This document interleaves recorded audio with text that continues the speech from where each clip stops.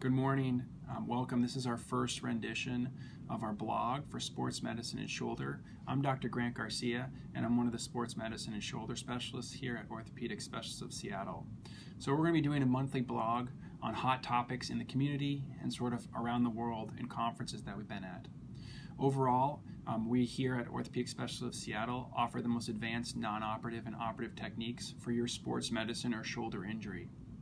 We'll be doing this blog, as I mentioned, and this is a rendition or sort of topics that I chose from conferences that I've been at around the world, in addition to issues that arise during office visits and sort of more hot topics that I find patients have more interest in and are more complicated.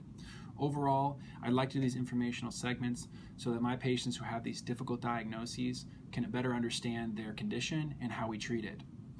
Again, our goal here at Orthopedic Specialists of Seattle is to offer the most advanced techniques in the Seattle area, in addition to offer the best learning environment so you can better understand what's going on and why we're treating your condition the way we are.